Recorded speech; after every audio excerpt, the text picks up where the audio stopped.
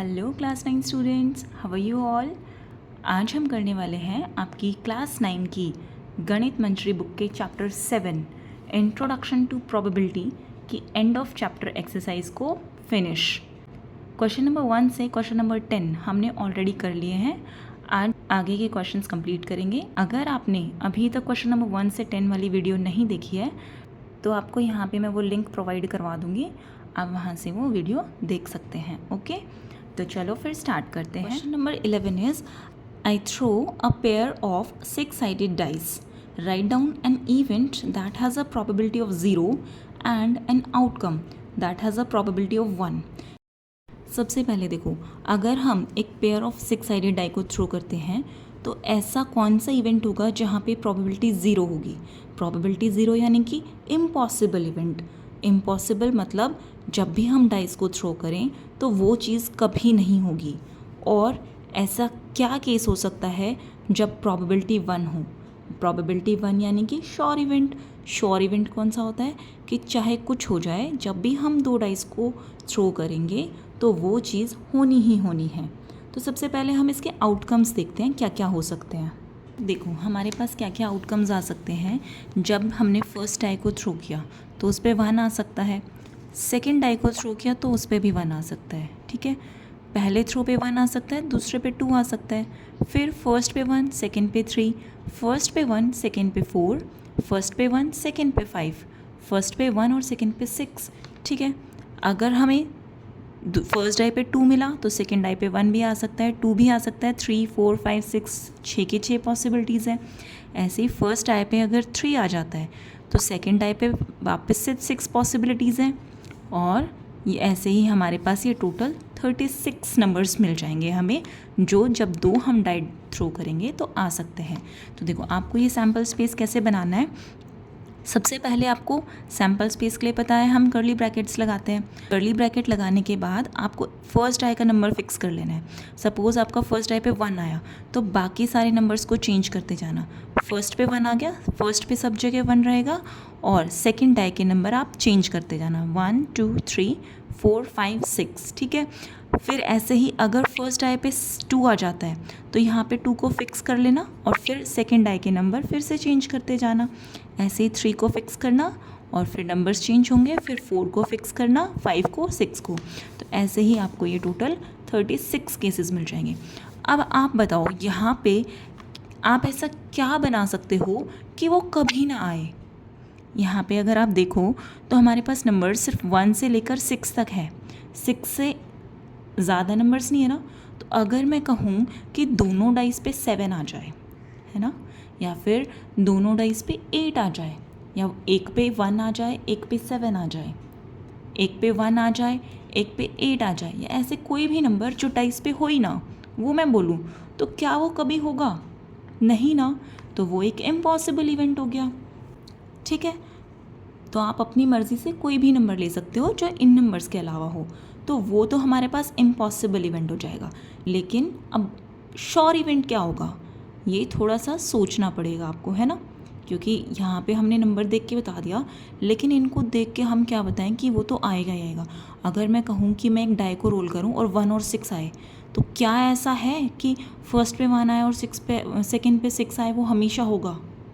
नहीं ना, 2 6 भी तो आ सकता है, 4 4 भी तो आ सकता है, कुछ भी आ सकता है। तो ऐसा नंबर आप बताओ, क्या आपके दिमाग में कुछ आया? देखो आप हमेशा ना चीज़ों को सोचने की कोशिश किया करो, सीधा दूसरों पे डिपेंड नहीं होना है आंसर्स के लिए।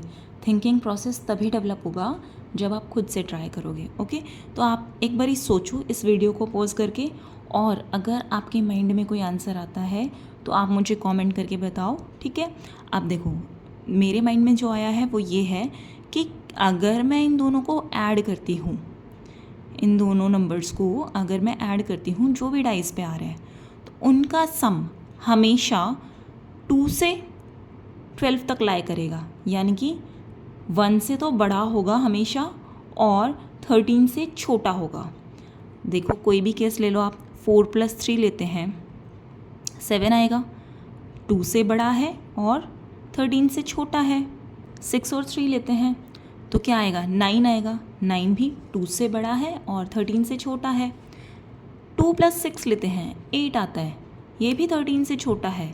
सबसे छोटा नंबर लेते हैं, 1 + 1 2 आएगा, 1 से बड़ा नंबर मिल गया। 6 और 6 उठाते हो, 12 हो गया, 13 से छोटा हो गया। तो हमेशा इनका सम 1 से बड़ा और 13 से छोटा होगा, ठीक है। ऐसे ही आप और भी कुछ आंसर सोच सकते हो, आपका आंसर मेरे आंसर से डिफरेंट बिल्कुल हो सकता है, ठीक है। चलो तो फिर इसको लिखना कैसे है वो देखो। तो आप इसको लिख सकते हो, event that has probability of 0, that is impossible event, getting 7 on either die, यानी कि कोई सी भी डाई पे 7 आ जाए। और event that has probability of 1 is a sure event, उसका एग्जाम्पल होगा rolling a total sum greater than 1 and less than 13, ठीक है। Now question number 12 is write the sample space and calculate the probability based on the given information. First part is 2 dice are rolled. What is the probability that the sum is a prime number greater than 5? अब यहाँ पे इस question में हमें पहले तो sample space लिखना है और फिर उसके बाद प्रोबेबिलिटी कैलकुलेट करनी है। सैम्पल स्पेस लिखना मैंने आपको सिखा रखा है और प्रोबेबिलिटी क्या होती है, number of favourable outcomes divided by total number of outcomes. तो चलो देखते हैं फिर इसको कैसे करना है।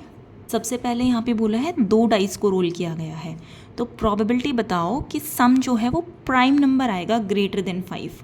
अब पहले तो डाइस को रोल करेंगे 2 को, तो उसके आउटकम्स क्या क्या आ सकते हैं, वो हमारा सैम्पल स्पेस हो जाएगा। तो देखो हमने 2 डाई को रोल किया, ये सैम्पल स्पेस अभी हमने 11th क्वेश्चन में बनाया था।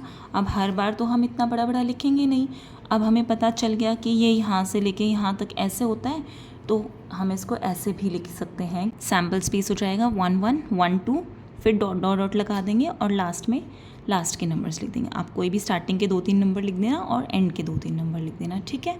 बट एग्ज़ाम में प्रॉपर वैसे लिख के दिखाना है आपको, ठीक है, ऐसे नहीं करना, प्रॉपर सारा सैम्पल स्पेस बना के दिखाना है, ठीक है। अब यहाँ पे बोला है प्राइम नंबर ग्रेटर देन 5, तो सबसे पहले प्राइम नंबर्स कौन से नंबर्स होते हैं। प्राइम नंबर्स वो नंबर्स होते हैं जिनके फैक्टर या तो 1 होता है या फिर नंबर इटसेल्फ, 2 फैक्टर्स होते हैं जिनके सिर्फ, ठीक है। जैसे 2 हो गया, 3 हो गया, 5 हो गया। 2 के फैक्टर 1 और 2 है, 3 का फैक्टर 1 3 है, 5 का फैक्टर 1 5 है, यानी कि ये किसी और की टेबल में ना आता हो। अगर हम सिंपली समझें तो प्राइम नंबर्स वो होते हैं जो सिर्फ अपनी टेबल में आते हो और किसी दूसरे की टेबल में ना आते हो, ठीक है। तो यहाँ पे सम बताना है prime number greater than 5। Greater than 5 क्या क्या हो सकता है, 7 हो सकता है, 8 प्राइम नहीं है, 9 प्राइम नहीं है, 10 भी प्राइम नहीं है, 11 हो सकता है, 12 नहीं हो सकता। फिर उसके बाद 13 आता है नेक्स्ट प्राइम नंबर। बट क्या सम 13 हो सकता है, नहीं, क्योंकि अभी हमने इस लास्ट क्वेश्चन में देखा था ना कि सम हमेशा लेस देन 13 होगा, तो हम 13 को नहीं लेंगे। तो ग्रेटर देन 5 हमारे पास सिर्फ 2 केसेस बनेंगे, या तो 7 सम हो या फिर 11 सम हो, ओके।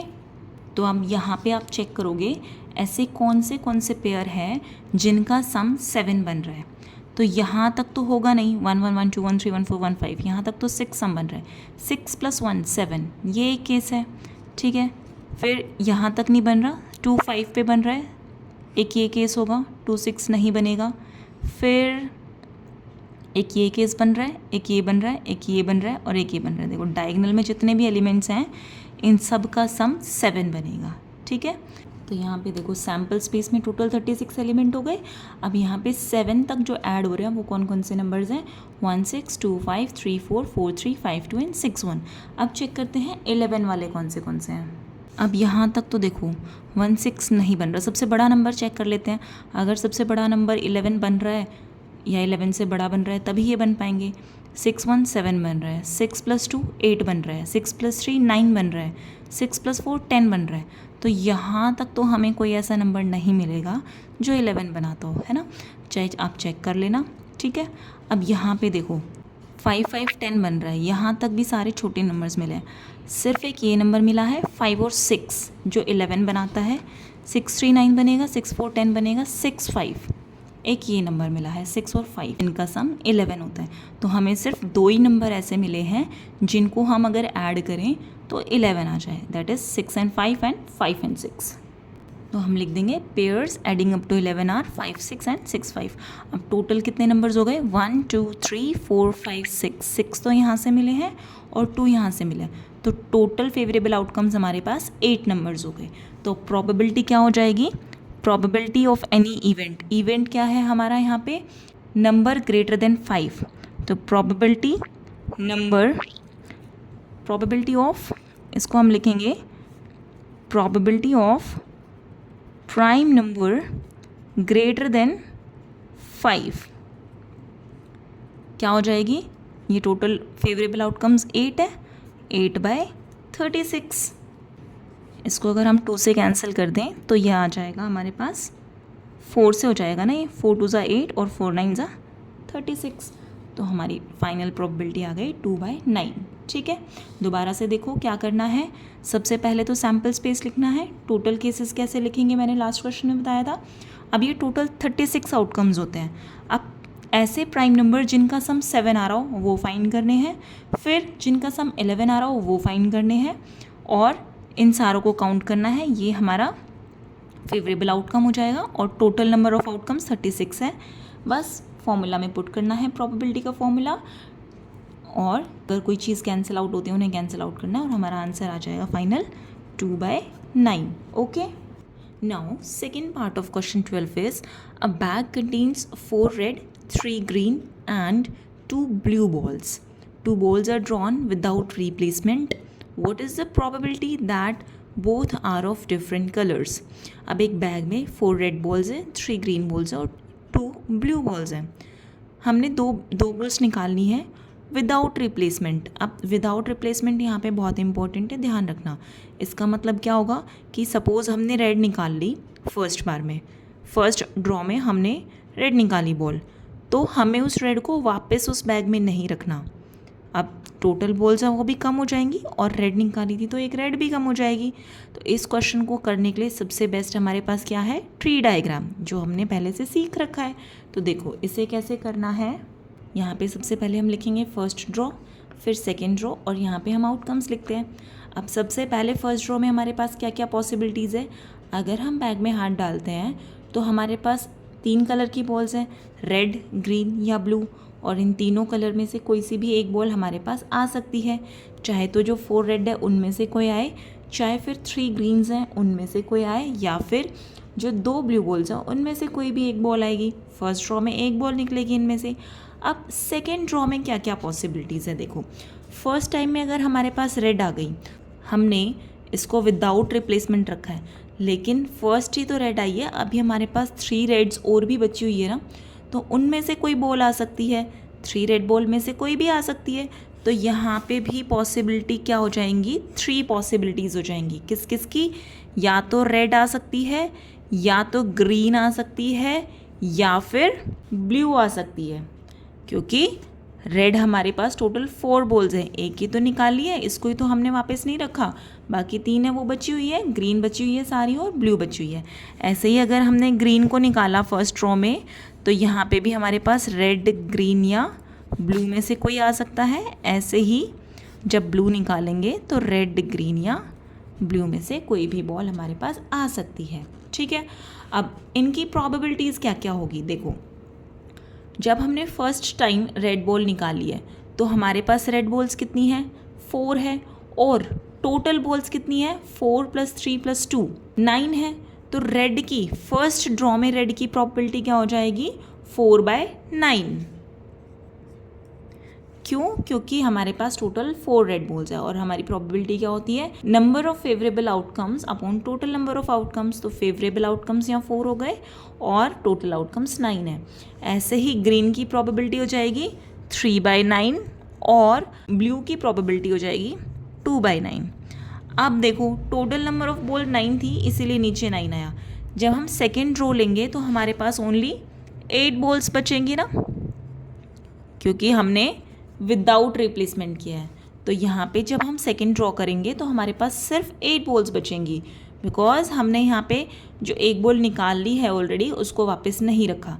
तो यहाँ पे देखो रेड की प्रोबेबिलिटी कितनी हो जाएगी, फर्स्ट ड्रॉ में रेड ऑलरेडी आ चुकी है, तो एक तो यहाँ से कम हो चुकी है ना, वो पहले ही टोटल 4 थी, तो यहाँ पे 3/8 बचेगी। टोटल भी कम होगा और रेड भी कम होगी, लेकिन ग्रीन तो 3 ही है ना, अभी ग्रीन तो एक भी नहीं निकली है, तो यहाँ पे हो जाएगा ये 3/8 और ब्लू हो जाएगा 2/8। ठीक है, अब यहाँ पे देखो एक ग्रीन बाहर आ चुकी है तो यहाँ पे ग्रीन बचेगा 2/8, बाकी रेड बच जाएगा 4/8 और ब्लू रहेगा 2/8।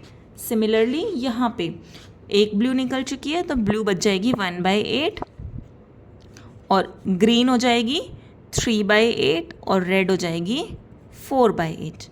ठीक है, ये स्टेप समझ में आया ना? बस इतना समझ में आ गया तो अब बाकी का क्वेश्चन तो बहुत ईजी है। इस क्वेश्चन में बस आपको ट्री डायग्राम बनाना आना चाहिए, फिर तो सारी चीज़ें अपने आप सॉर्ट आउट हो जाएगी। अब हमें क्या करना है, आउटकम्स देखो क्या क्या आ सकते हैं हमारे पास। या तो दोनों रेड बॉल्स आ सकती हैं, या तो दोनों फर्स्ट रेड सेकेंड ग्रीन, या फर्स्ट रेड सेकेंड ब्लू, या फिर green and red, green and green, green and blue, या फिर क्या आ सकता है हमारे पास ब्लू के साथ रेड, ब्लू के साथ ग्रीन, या फिर ब्लू के साथ ब्लू। ये हमारे पॉसिबल आउटकम्स हो गए, और जो पॉसिबल आउटकम्स होते हैं वही तो हमारा सैम्पल स्पेस होता है। तो यहाँ पे हम सैम्पल स्पेस में सारे आउटकम्स लिख देते हैं, तो हमारा सैम्पल स्पेस हो जाएगा। सैम्पल स्पेस को हमें पता है कैसे लिखना है, ऐसे रिप्रेजेंट करेंगे, कर्ली ब्रैकेट्स में सारे आउटकम्स को कॉमा से सेपरेट करके लिख देंगे, सिंपल। अब प्रोबेबिलिटी क्या हो जाएगी, प्रोबेबिलिटी पूछी है what is the probability that both are different colours. अब डिफरेंट कलर की प्रोबेबिलिटी हमसे पूछी है, सेम कलर की नहीं पूछी। डिफरेंट कलर में हमारे पास कौन से केसेस बनेंगे, रेड और ग्रीन हो सकता है, या फिर रेड और ब्लू हो सकता है, या फिर ग्रीन और रेड हो सकता है, ग्रीन ग्रीन नहीं होगा, या फिर ग्रीन और ब्लू हो सकता है, या फिर ब्लू और रेड हो सकता है, या फिर ब्लू और ग्रीन हो सकता है, ब्लू ब्लू नहीं होगा। तो ये हमारे सारे फेवरेबल केसेस हो गए। ठीक है, बस अब इनकी प्रोबेबिलिटी निकाल दो। अब देखो हमने प्रोबेबिलिटी निकालना सीखा है ना, जब प्रोबेबिलिटी जैसे हमने रेड और ग्रीन की प्रोबेबिलिटी निकालनी है तो जो रेड की प्रोबेबिलिटी है वो और ये दोनों अगर सेम लाइन में आ रहे हैं तो इन दोनों को मल्टीप्लाई कर देंगे, तो रेड और ग्रीन की प्रोबेबिलिटी हो जाएगी 4/9 इंटू 3/8। अगर हमें रेड और ब्लू की निकालनी है तो हमें प्लस करना पड़ेगा क्योंकि हमारी यहाँ से लाइन चेंज हो गई है। अगर सेम लाइन में कोई चीज़ आती जा रही है उसको हम मल्टीप्लाई करते चलेंगे, और अगर हमारी लाइन चेंज हो जाती है तो उसको हम ऐड कर देंगे। तो यहाँ पे रेड और ग्रीन की प्रोबेबिलिटी को मल्टीप्लाई करेंगे, प्लस रेड और ब्लू की प्रोबेबिलिटी को मल्टीप्लाई करेंगे, प्लस ग्रीन और रेड की प्रोबेबिलिटी को मल्टीप्लाई करेंगे, प्लस ग्रीन और ब्लू की। ऐसे ही हमें सारी प्रोबेबिलिटीज़ को लिख देना है। यहाँ पे ये हो जाएगा probability of red and green क्या है, 4/9 इंटू ग्रीन की प्रोबेबिलिटी है 3/8, प्लस रेड की प्रोबेबिलिटी फर्स्ट केस में 4/9 है और ब्लू की 2/8 है, प्लस ग्रीन और रेड की चेक करेंगे, सेकेंड केस में ग्रीन की 9 है, ग्रीन की 3/9 है और रेड की प्रोबेबिलिटी 4/8 है, प्लस ग्रीन की 3/9 इंटू ब्लू की 2/8। ठीक है, ये दोनों केसेस फर्स्ट के हो गए, ये दोनों सेकेंड के हो गए। अब थर्ड, जब हमारे पास फर्स्ट ड्रॉ में ब्लू आई तो उसकी प्रोबेबिलिटी 2/9 इंटू रेड की प्रोबेबिलिटी 4/8, प्लस ब्लू की प्रोबेबिलिटी 2/9 और ग्रीन की 3/8। ठीक है, 2/9 इंटू 3/8। बस अब इन्हें सिंप्लीफाई कर दो, 4 3 ज़ा 12/8 9 ज़ा 72, plus 8/72, plus 12/72, plus 6/72, plus 8/72, plus 6/72। बस अब इन्हें ऐड कर दो, 12 + 8 20, 20 + 20 और ये हो जाएगा 52/72। अब इन्हें अगर हम कैंसिल कर दें तो ये हो जाएगा 13/18 which is a required answer, simple. ठीक है, बस यहाँ पे ये ध्यान रखना है कि हम जब सेम लाइन में चल रहे हैं तो हमें मल्टीप्लिकेशन करना है, हमारी लाइन चेंज हो रही है तो हमें एडिशन करना है। ठीक है, या फिर एंड और मैंने आपको लास्ट में समझाया था, अगर आपने वो लास्ट वाली वीडियो नहीं देखी है उसमें देख लेना।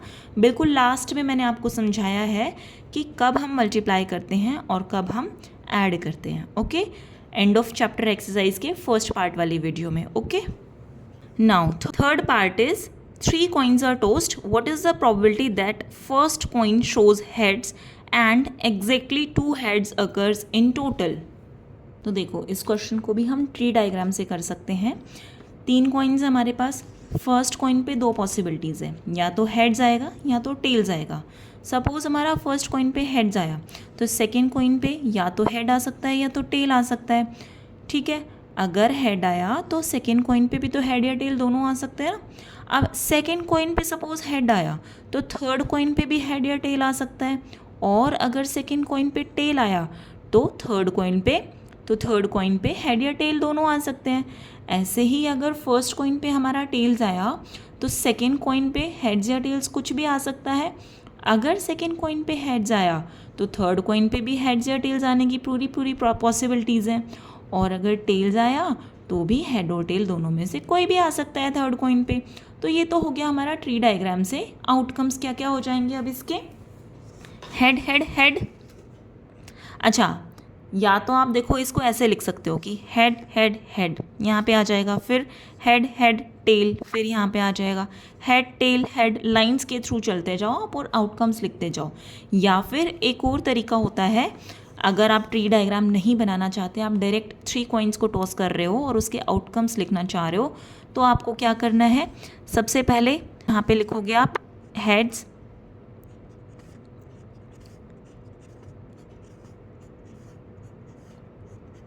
फोर टाइम्स हेड लिखा आपने और 4 टाइम टेल्स लिख दिया। ठीक है, फिर उसके बाद 2 बार हेड लिखना, 2 बार टेल लिखना। ठीक है, फिर उसके बाद 1 बार हेड 1 बार टेल, 1 बार हेड 1 बार टेल, 1 बार हेड 1 बार टेल, 1 बार हेड 1 बार टेल। ठीक है, ये अगर आप ट्री डायग्राम नहीं बनाना चाहते हो तो ऐसे लिख सकते हो। क्या करना है, पहले 4 बार हेड लिख दिया, फिर 4 बार टेल लिख दिया, फिर 2 बार हेड 2 बार टेल, 2 बार हेड 2 बार टेल, फिर 1 बार हेड 1 बार टेल, 1 बार हेड 1 बार टेल। ऐसे भी बना सकते हो। देखो हमारे आउटकम्स बन गए ना, heads heads heads, heads heads tails, head tail head, head tail head, head tail tail, head tail tail, head head tail head head, tail head head, है ना। सारे आउटकम्स वही बन गए। तो आपको जो मेथड इजी लगे आप उससे ये बना सकते हो। अगर ट्री डायग्राम बोला है क्वेश्चन में तो आपको ऐसे ही बनाना पड़ेगा, अदरवाइज आप ऐसे आउटकम्स लिख देना। तो यहाँ पे सैम्पल स्पेस क्या हो जाएगा, कर्ली ब्रैकेट्स लगा के जितने भी आउटकम्स हैं उनको कॉमा से सेपरेट करके लिख देंगे। तो टोटल हमारे यहाँ पे 8 आउटकम्स होंगे। देखो अगर आपको याद नहीं रहता ना आउटकम्स हम कैसे निकालते हैं, तो आप क्या करना, जितने भी कॉइन्स हैं, जैसे 3 कॉइन्स आप उछाल रहे हो तो 2 की पावर 3 कर देना, 2 कॉइन्स उछाल रहे हो तो 2 की पावर 2 कर देना, 4 कॉइन्स उछाल रहे हो 2 की पावर 4 कर देना। तो जो नंबर आएगा उतने ही आपके आउटकम्स आएंगे। अब यहाँ पे आपके पास 3 कॉइन्स है, तो अगर आप 2 की पावर 3 करते हो तो 2 की पावर 3 क्या होता है, 8। तो आपके पास टोटल 8 आउटकम्स बनने चाहिए। ऐसे आपसे एक भी आउटकम मिस नहीं होगा। ओके, और इस तरीके से अगर आप बनाओगे तो आपसे वैसे ही नहीं मिस होना। ठीक है, याद रखना ये चीज़ें। ओके, यहाँ पे हमें बोला है प्रोबेबिलिटी कैलकुलेट करनी है कि फर्स्ट कॉइन पे हेड आए और एग्जैक्टली 2 हेड आने चाहिए टोटल्स। तो फर्स्ट पे हेड और टोटल 2 हेड, ऐसे कितने केसेस हैं, फर्स्ट पे हेड और टोटल 2 हेड्स होने के सिर्फ 2 केसेस हैं। देखो यहाँ पे फर्स्ट पे हेड है लेकिन टोटल 3 हेड्स हैं, तो ये नहीं आएगा। यहाँ पे फर्स्ट पे हेड है और टोटल 2 हेड है, तो एक तो ये केस हो गया। यहाँ पे फर्स्ट पे हेड है और टोटल 2 हेड है, एक ये केस हो गया। यहाँ पे फर्स्ट पे हेड है लेकिन और कोई हेड नहीं है, यहाँ पे फर्स्ट पे हेड नहीं है बाकी किसी भी केस में। तो यहाँ पे हमारे फेवरेबल इवेंट सिर्फ 2 हो जाएंगे। तो यहाँ पे हमारा नंबर ऑफ फेवरेबल इवेंट्स 2 हो गए। तो प्रोबेबिलिटी हमारी क्या हो जाएगी, 2/8 यानी कि 1/4। ठीक है, अब आप सोच रहे होंगे मैम आपने तो डायरेक्ट ऐसे नंबर लिख के कर दिया, लेकिन लास्ट क्वेश्चन में तो आपने इन सब की प्रोबेबिलिटीज़ को मल्टीप्लाई करके तब किया था। तो आप वैसे भी कर सकते हो। देखो यहाँ पे हेड्स और टेल्स की दोनों की प्रोबेबिलिटी चेंज नहीं है ना, सबकी प्रोबेबिलिटी 1/2 होगी। हेड्स की आने की यहाँ पे भी 1/2 है, यहाँ पे भी, टेल्स की भी 1/2, सबकी 1/2 होती है कॉइन में, ये आपको पता है। तो यहाँ पे देखो आप जहाँ पे अगर आप 1/2 इंटू 1/2 इंटू 1/2 करोगे तो 1/8 आएगा, ऐसे ये 1/8 आएगा। 1/8 प्लस 1/8 क्या हो जाएगा, 2/8। तो वही तो आ गया।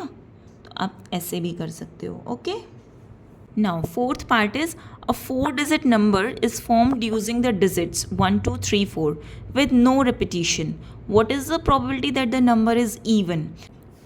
तो देखो, जब आप इसका ट्री डायग्राम बनाओगे तो फर्स्ट प्लेस पे अगर सपोज़ यहाँ पे हमने 1 लिया, ये वंस प्लेस होती है, ये टेंस, ये हंड्रेड्स और ये थाउजेंड प्लेस पे सपोज़ हमने 1 लिया, तो 1 लेने के बाद इस प्लेस पे हमारे पास 2, 3 या 4 तीनों में से कोई भी आ सकता है। अब यहाँ पे अगर हमने 2 ले लिया तो 2 के बाद हमारे पास दो चांसेस बचते हैं, या तो 4 ले लें या तो 3 ले लें। अब इस लाइन में चेक करो, 1 आ चुका, 2 आ चुका, 3 आ चुका, सिर्फ 4 आ सकता है।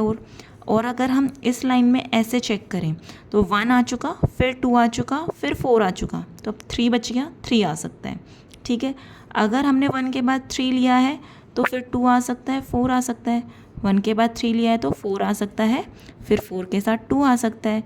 1 के साथ 4 लिया तो 4 के साथ 2 और 3 दोनों आ सकते हैं, और 2 के बाद 3 आ सकता है या 2 आ सकता है। अब आप अगर इन लाइंस में ऐसे चेक करोगे तो आपको एक भी नंबर ऐसा नहीं दिखेगा जो रिपीट हो रहा है। तो आपके आउटकम्स क्या क्या बन जाएंगे, या तो 1 2 3 4 हो सकता है, या फिर 1 2 4 3 हो सकता है, 1 3 2 4 हो सकता है, 1 3 4 2 हो सकता है, 1 4 2 3 हो सकता है, या फिर 1 4 3 2 हो सकता है। ठीक है, ऐसे ही आप 2 3 और 4 के साथ बना लोगे। और अगर आपको लगता है ट्री डायग्राम बहुत बड़ा हो रहा है तो आप सैम्पल स्पेस ऐसे भी बना सकते हो। देखो, आपको क्या करना है, सबसे पहले 1 को फिक्स कर दो। सबसे पहले 1 को फिक्स किया तो 1 2 3 4 2 3 4 आ गया। फिर 1 को तो हमने फिक्स रहने दिया और 2 को फिक्स रहने दिया। यहाँ पे 3 4 आया था, यहाँ पे 4 3 हो जाएगा। 1 2 को फिक्स करने के बाद 3 4 और 4 3 बन गया। अब 1 के बाद 3 को फिक्स कर दो, 2 4 या 4 2 बन जाएगा। अब 1 के बाद 4 को फिक्स कर दो, 2 3 या फिर 1 4 3 2 बन जाएगा। ठीक है, फिर 2 को पकड़ो, 2 के साथ पहले 1 को फिक्स कर दो, 3 4 या फिर 4 3 बन जाएगा। फिर 2 के बाद 2 को हमें फिक्स नहीं करना क्योंकि रिपीट नहीं करना, तो 2 के बाद फिर हम 3 को फिक्स कर देंगे, तो 1 4 या फिर 4 1 आ जाएगा। फिर 3 के बाद आती है 4 की बारी, 2 के बाद हमने 4 को फिक्स कर दिया, तो 1 3 या फिर 2 4 3 1 बन जाएगा। ठीक है, फिर 3 1 को फिक्स करो, 3 1 2 4 बनेगा, या फिर 3 1 4 2 बनेगा। फिर 3 2 को फिक्स करो, 1 4 3 2 4 1। फिर 3 के साथ 3 फिक्स नहीं करना क्योंकि रिपीट नहीं करना, तो 2 के बाद हम 4 फिक्स करेंगे, तो 3 के बाद 4 फिक्स किया, 1 2 आ गया और यहाँ पे 2 1 आ गया। ऐसे ही यहाँ पे 4 के बाद पहले 1 को फिक्स किया तो 2 3 आया, फिर 3 2 आया। 4 के बाद 2 को फिक्स किया तो 1 3 आया, फिर 3 1 आया। फिर 4 के बाद 3 को फिक्स किया तो 1 2 आया और 2 1 आया। ठीक है, आपको जौन सा मेथड ईजी लगे आप उस तरीके से सैम्पल स्पेस बना सकते हो। ओके, और टोटल यहाँ पे कितने केसेस बनेंगे, देखो 6, हर लाइन में हमारे पास 6 नंबर्स आ रहे हैं। जब हम फर्स्ट 1 को ले रहे हैं तो भी 6 आ रहे हैं, 2 को ले रहे हैं तब भी 6, तो यहाँ पे टोटल हर लाइन में 6 आ रहे हैं, तो टोटल हमारे पास 24 नंबर्स बन जाएंगे ऐसे। ठीक है, तो हमारे पास 24 नंबर्स हमें ऐसे मिलेंगे। और हमसे पूछा क्या गया है इस क्वेश्चन में, हमसे पूछा है what is the probability that the number is even. Even number बताना है हमें। इवन नंबर कौन सा होता है, जो 2 का मल्टीपल होता है। तो यहाँ पे देखो कितने इवन नंबर्स हैं, वंस प्लेस पे चेक करेंगे हम। वंस प्लेस पे 2 4 अगर आ रहा है, क्योंकि यहाँ पे 1 2 3 4 4 ही नंबर्स हैं, तो 2 या 4 आ रहा है, वो हमारे इवन नंबर्स होंगे। तो एक तो ये इवन नंबर है, एक ये इवन नंबर है, एक ये इवन नंबर है, और एक ये इवन नंबर है। ठीक है, इसमें और कोई नहीं है। इसमें अगर हम देखें तो ये है और ये है, इधर देखें तो एक ये है, फिर एक ये है, एक ये है, और एक ये है, एक ये है। ठीक है, और 2 यहाँ पे है। ठीक है, तो ये सारे हमारे इवन नंबर्स हो गए। अब इन्हें काउंट कर लेते हैं, टोटल कितने हो गए ये हमारे, 1 2 3 4 5 6 7 8 9। सॉरी, देखो हमने यहाँ पे गलती से इसको भी हाईलाइट कर दिया, ये वाला नंबर इवन नहीं है, ये ऑड है। ओके, तो हमारे पास टोटल 12 इवन नंबर्स है। 1 2 3 4 5 6 7 8 9 10 11 12। ये वाला नहीं होगा, ये गलती से हाईलाइट हो गया। तो प्रोबेबिलिटी हमारी क्या हो जाएगी, 12/24, यानी कि 1/2। आधे हमें इवन नंबर्स मिलेंगे और आधे ओड नंबर मिलेंगे। This is the required answer. Fifth part is A student takes a multiple choice test with 3 questions, each having 4 options A, B, C, D with only one correct answer. What is the probability that the student guesses and gets exactly 2 answers correct? अब यहाँ पे एक multiple choice question हो रहा है, जैसे आपके exam में भी होंगे ना मल्टीपल चॉइस क्वेश्चन 1 मार्क्स वाले, तो वैसे ही यहाँ पे MCQ का एक टेस्ट होता है जिसमें 3 क्वेश्चंस होते हैं टोटल, और हर एक के 4 ऑप्शंस होते हैं। जैसे हर एक क्वेश्चन में होता ही है हमारे पास सिर्फ एक करेक्ट आंसर होता है और बाकी 3 इनकरेक्ट आंसर होते हैं। अब इस स्टूडेंट की प्रोबेबिलिटी बतानी है कि उसको एग्जैक्टली 2 आंसर करेक्ट मिले। अब जैसे देखो मैं पोस्ट डालती हूँ तो आप डेली आंसर करते हो, आपकी कितनी प्रोबेबिलिटी आती है, आप कितने उनमें से करेक्ट कर पाते हो, या फिर आप नहीं करते हो उनका आंसर। अगर आप उनके आंसर्स नहीं करते हो तो डेली किया करो, ओके। पोस्ट सेक्शन में जाके वहाँ पे मैं डेली अपलोड करती हूँ आपके लिए प्रैक्टिस क्वेश्चन MCQ टाइप, जिससे आपकी साथ साथ में प्रैक्टिस होती रहे, तो आप वो भी चेक किया करो। और शॉर्ट्स में भी डालती हूँ मैं क्वेश्चंस, वहाँ पे भी आप कमेंट करके आंसर किया करो, ओके। तो यहाँ पे हम देखते हैं इस बच्चे की क्या प्रोबेबिलिटी आती है। यहाँ पे हमारे पास 3 क्वेश्चंस हैं, क्वेश्चन 1, क्वेश्चन 2 और क्वेश्चन 3। सपोज़ उस बच्चे ने पहला क्वेश्चन किया और वो ही करेक्ट कर दिया, ठीक है। फिर वो सेकेंड क्वेश्चन पे जाता है, तो सेकेंड क्वेश्चन को या तो वो करेक्ट कर सकता है या तो वो इनकरेक्ट कर सकता है, ठीक है।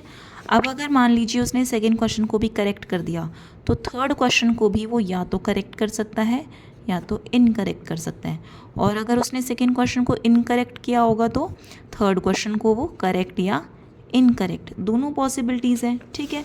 ऐसे ही अगर उसने फर्स्ट क्वेश्चन को मान लेते हैं इनकरेक्ट किया होगा तो सेकंड क्वेश्चन को करने के पास उसके 2 चांसेस हैं, या तो वो करेक्ट करेगा या तो वो इनकरेक्ट करेगा।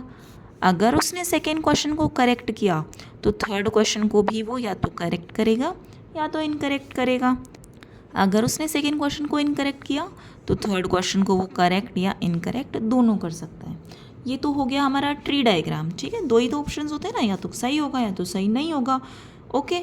अब इनकी प्रोबेबिलिटीज़ क्या क्या होंगी, देखो 4 ऑप्शंस हैं, 4 ऑप्शन में से उसका एक ऑप्शन करेक्ट होने के कितने चांस हैं, 1, और टोटल चांस हमारे पास 3 है। तो करेक्ट की प्रोबेबिलिटी 1/4 हो गई और इनकरेक्ट की प्रोबेबिलिटी 3/4 हो गई, क्योंकि हमारे पास 3 इनकरेक्ट ऑप्शंस हैं, तो इनकरेक्ट होने की प्रोबेबिलिटी 3/4 हो गई, ठीक है। अच्छा, आप जब भी यहाँ पे लिखो ना तो ऐसे चेक कर सकते हो आपने सही लिखा है या नहीं। जब भी हम इन प्रोबेबिलिटीज़ को ऐड करेंगे ना तो हमारा आंसर हमेशा 1 आना चाहिए। तो देखो 1/4 + 3/4, 1 आ रहा है ना, 1/4 + 3/4 4/4 हो जाएगा, विच इज़ इक्वल्स टू 1। तो यहाँ पे हमने प्रोबेबिलिटी सही ली है। प्रोबेबिलिटीज़ जितनी भी होती हैं उनका सम हमेशा आप करोगे 1 ही आएगा, ठीक है। अब देखो यहाँ पे भी ऐसे ही हो जाएगा, करेक्ट वाले जितने हैं उन सब की प्रोबेबिलिटी 1/4 रहेगी, और जितने भी इनकरेक्ट वाले हैं उन सब की प्रोबेबिलिटी 3/4 रहेगी, ठीक है। हमने प्रोबेबिलिटीज़ लिख ली, ट्री डायग्राम बन गया। अब यहाँ से हमारे आउटकम्स क्या क्या आ सकते हैं, बस हमें लाइंस के थ्रू जाते जाना है और लिखते जाना है। तो फर्स्ट में या तो तीनों करेक्ट होंगे या फिर करेक्ट करेक्ट इनकरेक्ट होगा, करेक्ट करेक्ट इनकरेक्ट, या फिर करेक्ट यहाँ तक हो चुका, correct incorrect correct, correct incorrect correct, correct incorrect incorrect, फिर incorrect correct correct, incorrect correct incorrect, incorrect incorrect correct, incorrect incorrect incorrect. तो ये सारे हमारे आउटकम्स हो जाएंगे, इट मीन्स ये सारे हमारा सैम्पल स्पेस है। अब इस क्वेश्चन में हमसे पूछा है what is the probability that student guesses and gets 2 correct answer, exactly 2 answers उसके करेक्ट होने चाहिए। तो एग्जैक्टली 2 करेक्ट आंसर इसमें है नहीं, इसमें तो इसने तीनों ही करेक्ट कर दिए। यहाँ पे ये वाला केस हो सकता है, तो फेवरेबल में आ सकता है CCI, CIC आ सकता है क्योंकि 2 है यहाँ पे एग्जैक्टली 2 नहीं है, एक है ना सिर्फ, एक ICC हो सकता है, बस बाकी सब में एक एक बचा है। तो ये 3 हमारे फेवरेबल आउटकम्स हो गए। अब बस इनकी प्रोबेबिलिटीज़ लिख दो। CCI, देखो CCI कहाँ पे हमारा, CCI ये वाला केस है ना, तो यहाँ पे 1/4 × 1/4 × 3/4 हो जाएगा ये, तो ये हो जाएगा 1/4 × 1/4 × 3/4। अब ये नेक्स्ट केस है तो हम यहाँ पे प्लस लगा देंगे, ये हो जाएगा 1/4 × इनकरेक्ट की 3/4 इंटू करेक्ट की 1/4 प्लस 3/4 इंटू 1/4 इंटू 1/4। अब इन सारों को हमें बस सॉल्व करना है, तो ये हो जाएगा 3/64 plus 3/64 plus 3/64 which is equals to 9/64। अगर ये किसी से कैंसिल हो रहा होता तो हम कैंसिल कर देते, लेकिन यहाँ पे ये कैंसिल नहीं हो रहा है, तो यहाँ पे ये हमारा final answer. Okay, now question number 13 is a box contains 4 balls numbered 1 to 4. Record a sample space using a tree diagram for the following experiment. एक बॉक्स है, उसमें 4 बॉल्स हैं और चारों पे डिफरेंट नंबर्स लिखे हुए हैं 1 से 4 तक। अब हमें एक ट्री डायग्राम बनाना है और सैम्पल स्पेस बनाना है जब एक बॉल को ड्रॉ किया गया और नंबर रिकॉर्ड किया गया, फिर उस बॉल को वापस से बैग में डाल दिया गया और फिर एक बॉल निकाली गई। फर्स्ट केस रिप्लेसमेंट वाला है कि एक बॉल निकाली, देखा उसका नंबर क्या है और फिर से बैग में डाल दिया। तो ऐसे में क्या डायग्राम बनेगा? Tree diagram. तो देखो यहाँ पे फर्स्ट ड्रॉ में हमारे पास नंबर 1 वाली बॉल आ सकती है, तो सेकेंड ड्रॉ में हम कौन सी बॉल ले सकते हैं? अब हमने एक बॉल निकाली है और उसको वापस से बैग में डाल दिया है, तो क्या जब हम दोबारा निकालेंगे तो 1 वाली आ सकती है? बिल्कुल आ सकती है, क्योंकि हमने उसको वापस बैग में डाल दिया है। तो 1 2 3 4 चारों में से कोई भी आ सकती है। ऐसे ही जब हम 2 को लेंगे तब भी हमारे पास चारों में से कोई भी आ सकता है, 1 2 3 4। जब हमने थर्ड वाला निकाला फर्स्ट ड्रॉ में 3 नंबर वाली बॉल निकाली, तो सेकेंड ड्रॉ में 1 2 3 4 कोई भी बॉल आ सकती है। फर्स्ट ड्रॉ में अगर हमने 4 नंबर वाली बॉल निकाली है, तो सेकेंड ड्रॉ में 1 2 3 4 कोई भी बॉल आ सकती है। अब इसके आउटकम्स लिख दो लाइन टू लाइन। क्या क्या हो सकते हैं? या तो 1 1 हो सकता है, या 1 2 हो सकता है, 1 3 हो सकता है, 1 4 2 1 2 2 2 3 2 4 3 1 3 2 3 3 3 4 4 1 4 2 4 3 4 4। ये सारे हमारे क्या हो गए? और sample space. This are sample space. Curly brackets में हमें बस सारे आउटकम्स को लिख देना है। ओके, इतना सही करना था इस क्वेश्चन में। ये वाला तो बहुत ईजी था। अब इसमें देखो सेकंड पार्ट में बोला है एक बॉल को निकाला और उसका नंबर रिकॉर्ड किया, उसको फिर वापस से हमें बैग में नहीं डालना है और फिर दूसरी बॉल निकालनी है। इसमें ये विदाउट रिप्लेसमेंट वाला केस आ गया, इसको थोड़ा सा ध्यान से देखना। ओके, अब यहाँ पे देखो, अगर हमने फर्स्ट ड्रॉ में 1 नंबर वाली बॉल निकाली है, तो सेकेंड ड्रॉ में हम क्या 1 नंबर वाली दोबारा से निकाल पाएंगे? नहीं ना, क्योंकि सिर्फ 1 नंबर वाली बॉल हमारे पास एक ही है, तो वो हमने निकाल ली है ऑलरेडी। तो सेकेंड ड्रॉ में हम या तो 2 या तो 3 या तो 4 नंबर वाली बॉल निकालेंगे। ओके, ऐसे ही अगर हमने फर्स्ट ड्रॉ में 2 वाली निकाली होती, तब हमारे पास सिर्फ 1 3 या 4 वाली बचती। 3 वाली निकाली होती तो 1 2 4 वाली बचती, और अगर 4 वाली निकाली होती तो 1 2 3 वाली बचती सेकेंड चांस के लिए। ठीक है, तो यहाँ पे हमारे आउटकम्स क्या क्या हो जाएंगे? 1 2 1 3 1 4 2 1 2 3 2 4 3 1 3 2 3 4 4 1 4 2 और 4 3, यानी कि जो सेम वाली बॉल थी वो एलिमिनेट हो गई है ना। तो सैम्पल स्पेसेस सारे आउटकम्स को कर्ली ब्रैकेट्स में कॉमा से सेपरेट करके लिख देंगे। यहाँ पे हमने एक मिस्टेक कर दी थी, मैंने यहाँ पे 2 3 लिख दिया था, बट यहाँ पे ऑर्डर का ध्यान रखना। यहाँ पे हमने पहले 3 नंबर वाली बॉल निकाली है, तो हम पहले 3 लिखेंगे फिर बाद में 2 लिखेंगे, ठीक है, ना कि 2 3। ओके, अब यहाँ थर्ड पार्ट में हमसे पूछा है what are the sizes of these 2 sample space. Size क्या होता है? जो भी सैम्पल स्पेस में जितने भी आउटकम्स लिखे हुए होते हैं, हमें सिर्फ उन्हें काउंट करके लिखना होता है कि कितने हैं वो। तो साइज़ क्या हो जाएगा? यहाँ पे देखो फर्स्ट पार्ट में टोटल ये कितने आए हैं? 1 2 3 4 5 6 7 8 9 10 11 12 13 14 15 16। तो फर्स्ट का साइज़ है 16 और सेकेंड का साइज़ इज़ 1 2 3 4 5 6 7 8 9 10 11 12। सेकेंड वाले का साइज़ हो जाएगा 12। तो यहाँ पे लिख देंगे हम NS1 सैम्पल स्पेस 1 था जो फर्स्ट पार्ट था, उसका साइज़ है 16 और सेकेंड वाले पार्ट का साइज़ है 12. Okay, now question number 15 is 3 coins are tossed and the number of heads is recorded. Which of the following lists is a sample space for this experiment? Why do the other lists fail to qualify as a sample space? इस question में बोला है कि 3 coin को toss किया गया है और यहाँ पे यहाँ पे 4 ऑप्शंस गिवन है. उन दोनों में से कौन सा सैम्पल स्पेस, उन चारों ऑप्शंस में से इसके लिए कौन सा सैम्पल स्पेस हो सकता है. देखो ये ऑप्शंस है 1 2 3 0 1 2 0 1 2 3 4 0 1 2 3. अब यहाँ पे तो हेड्स और टेल्स आना चाहिए था क्योंकि 3 कॉइन्स है, टॉस करते हैं तो या तो हेड आता है या तो टेल आता है. अब ये ऑप्शन में 0 1 2 3 1 2 3 नंबर्स क्यों दे रखे हैं? तो देखो सबसे पहले तो हम इसका सैम्पल स्पेस लिखेंगे, फिर क्लियर हो जाएगा कि ये क्यों गिवन है. 3 कॉइन्स को जब हम टॉस करते हैं तो उसका सैम्पल स्पेस लिखना मैंने आपको थोड़ी देर पहले ही बताया था. हमें क्या करना है, पहले 4 बार हमें हेड लिख देना है, फिर 4 बार टेल लिख देना है. ओके, अब 2 बार हेड लिखेंगे और 2 बार टेल्स लिखेंगे और फिर लास्ट में 1 बार head 1 bar tell.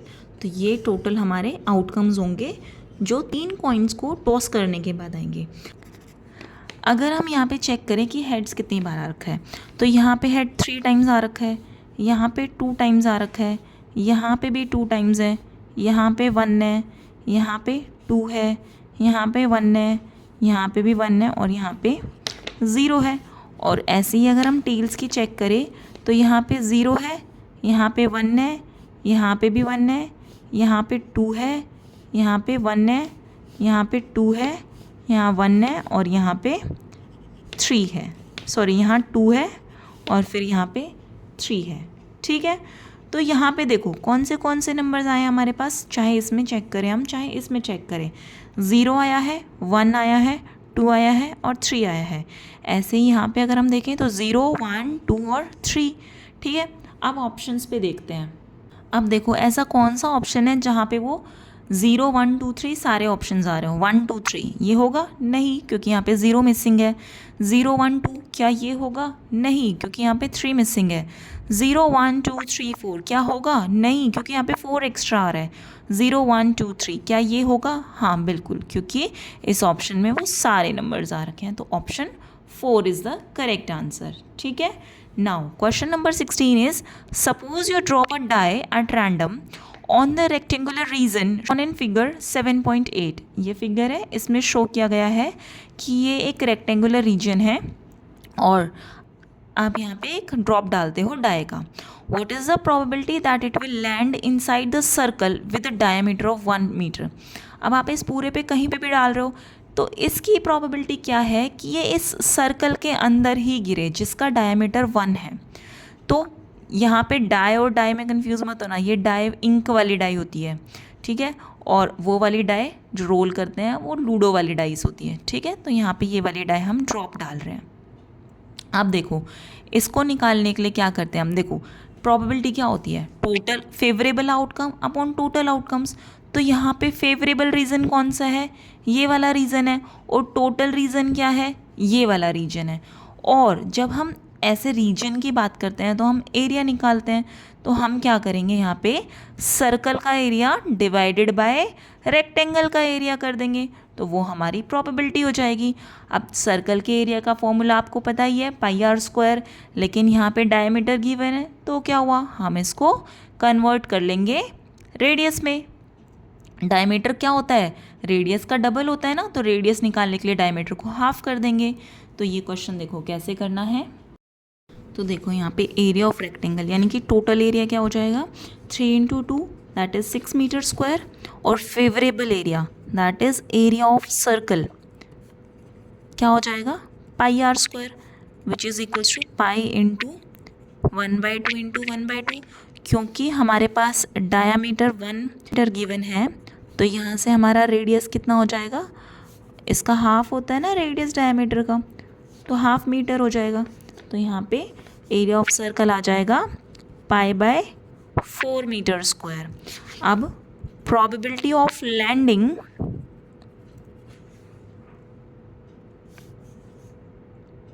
inside the circle is probability of landing inside the circle is favorable area, that is area of circle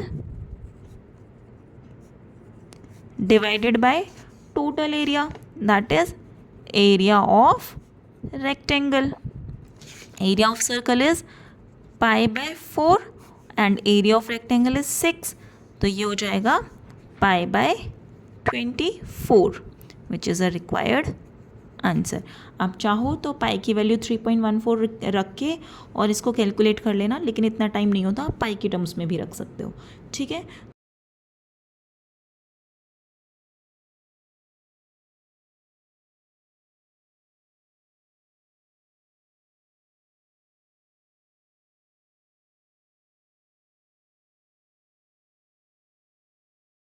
तो ये थे हमारे चैप्टर 7 के सारे आंसर्स. यहाँ पे आपका चैप्टर 7 कंप्लीट होता है. आई होप आपको ये एक्सरसाइज समझ में आई होगी और मैंने सारी एक्सरसाइज के सॉल्यूशंस करा रखे हैं, उसकी एक प्लेलिस्ट बना रखी है. आपको अगर किसी भी एक्सरसाइज में कोई भी प्रॉब्लम है तो आप वो प्लेलिस्ट जाके चेक कर सकते हैं. और चैनल को सब्सक्राइब करना मत भूलना. और अगर आपको ये वीडियो पसंद आई तो इसे लाइक करना मत भूलना, अपने फ्रेंड्स के साथ शेयर ज़रूर करना और इस चैनल को सब्सक्राइब कर देना. Thank you. Bye bye.